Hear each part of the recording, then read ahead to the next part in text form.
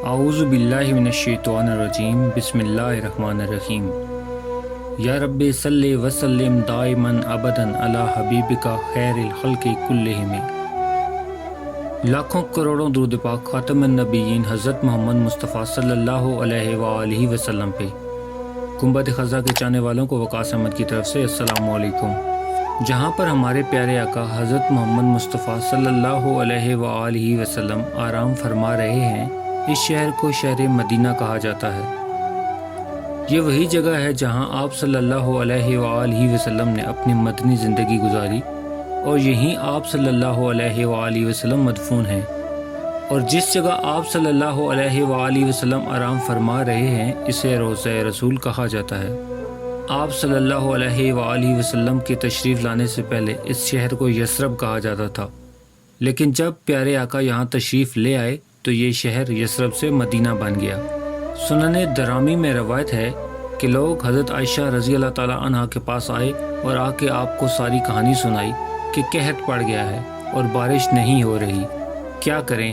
حضرت عائشہ رضی اللہ تعالیٰ عنہ نے کہا، طریقہ میں بتا دیتی ہوں، عمل آپ لوگ کر لو، بارش ہو جائے گی، میں اس بات کی اجازت دیتی ہوں۔ فرمایا، ایسا کرو کہ حضور صلی اللہ علیہ وآلہ وسلم کی قبر مبارک جس حجرے میں ہے، اس کے چھت میں سوراخ کر دو، یہاں تک کہ آسمان اور روضہ رسول صلی اللہ علیہ وآلہ وسلم کے درمیان پردہ نہ رہے۔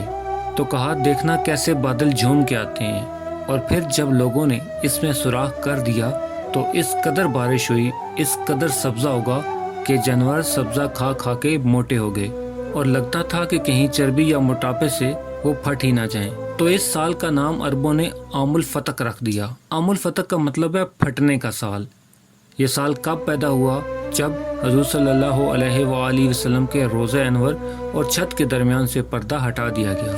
آپ صلی اللہ علیہ وآلہ وسلم کے دنیا سے پردہ فرمانے کے بعد جب روضہ رسول صلی اللہ علیہ وآلہ وسلم کے گرد چار دیواری کر دی گئی، جسے سب سے پہلے حضرت عمر فاروق رضی اللہ تعالیٰ عنہ نے بنوایا، حضرت عبداللہ بن محمد بن عقیل رحمۃ اللہ علیہ فرماتے ہیں، میں روزانہ رات کے آخری عشرے میں گھر سے نکل کے مسجد نبوی میں آتا اور سب سے پہلے روضہ رسول پہ حاضری دے کے سلام پیش کرتا، اور پھر اپنی نماز کی جگہ آ کے بیٹھ جاتا اور صبح کی نماز پڑھنے تک وہیں رہتا۔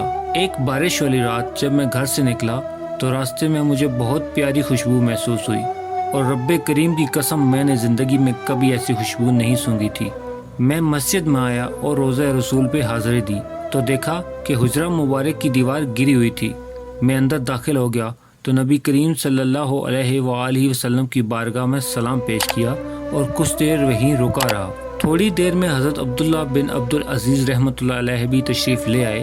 ان کے حکم سے اس وقت قبر انور پہ ایک کبڈی کپڑے سے پردہ ڈال دیا گیا۔ صبح ہوئی تو حضرت عمر بن عبد العزیز نے ایک مستری کو بلایا اور حجرہ مبارک کی دیوار بنا دی۔ عباسی خلیفہ متوکل نے روضہ اقدس میں سنگ مرمر کا فرش بچھایا، اور اس کے بعد عباسی خلیفہ متکفی نے تعمیرات میں مزید اضافہ کیا، نئے سرے سے سنگ مرمر کا فرش بچھایا، سندل اور آبروس کی لکڑی کی خوبصورت کھڑکیاں روضہ رسول پہ لگوائیں۔ اس کے ساتھ ساتھ صاف، شفاف اور چمکدار پتھروں سے حرم نبوی کو سجایا۔ پھر عباسی خلیفہ مستدی بن امر اللہ نے ہلکے نیلے رنگ کے ریشمی پردے تیار کروائے، اور ان پردوں کے چاروں کونوں پہ چار خلفاء حضرت ابوبکر صدیق، حضرت عمر فاروق، حضرت عثمان غنی اور حضرت علی رضی اللہ تعالیٰ عنہما کے نام لکھوائے۔ اس کے بعد حاکم ابو حجائی نے باریک سفید مصری کپڑے سے بنا پردہ ڈالا، جس پہ لال اور زرد رنگ کی ریشم سے نقش و نگار کیے گئے تھے اور سورہ یاسین شریف تحریر کی گئی تھی۔ پھر 668 ہجری میں سلطان رکن الدین بے برس نے سب سے پہلے روضہ رسول کے گرد جالیاں لگوائیں، اور آگے چل کے 678 ہجری میں سلطان منصور کلاؤن صالح نے اس عمارت پر گنبد کی تعمیر کروائی، اور اس کے بعد 881 ہجری میں سلطان اشرف کاتبی نے روضہ رسول پہ گنبد کو ازسرینو تعمیر کروایا۔ اس کے بعد آنے والے مسلمان سلاطین اور بالخصوص ترک بادشاہوں نے حسن اہتمام اور تمام تر دل نوازیوں کے ساتھ مسجد نبوی کی تعمیر کروائی، مگر روضہ رسول کی تعمیر وہیں رہی۔ 1233 ہجری میں عثمانی خلیفہ محمود خان بن عبد الحمید نے کسی ضرورت کی وجہ سے سلطان اشرف کا بنا ہوا گنبد شریف شہید کروا دیا اور نئے سرے سے دوبارہ گنبد تعمیر کروایا۔ 1253 ہجری میں اس گنبد پہ سبز رنگ کر دیا گیا اور اسی سبز رنگ کی وجہ سے اسے گنبد خضرا کہا جاتا ہے۔ عربی زبان میں سبز کو خضرا کہتے ہیں، اور ابھی تک یہ گنبد اسی رنگ میں چلا آ رہا ہے اور اپنے چاہنے والوں کی آنکھوں کی ٹھنڈک ہے۔ اللہ پاک ہمیں بار بار حضور صلی اللہ علیہ وآلہ وسلم کی بارگاہ میں حاضر ہو درود و سلام کے نذرانے پیش کرنے اور گنبد خضرا کی زیارت کرنے کی سعادت نصیب فرمائے، آمین یا رب العالمین۔ پیارے دوستو، امید کرتا ہوں آپ کو یہ ویڈیو پسند آئی ہوگی، تو اسے لائک کر دیں، اور مزید اس طرح کی خوبصورت ویڈیو کو دیکھنے کے لیے میرے چینل کو سبسکرائب کرنا ہرگز مت بھولیں۔ بیل کا بٹن بھی دبا دیں تاکہ آپ کو نئی آنے والی ویڈیوز کا نوٹیفیکیشن مل سکے۔ ملتے ہیں ایک نئی ویڈیو کے ساتھ، تب تک کے لیے اپنا خیال رکھیے گا۔ اللہ رب العزت آپ کو آسانیاں دے اور آسانیاں بانٹنے کی توفیق بھی۔ اللہ حافظ۔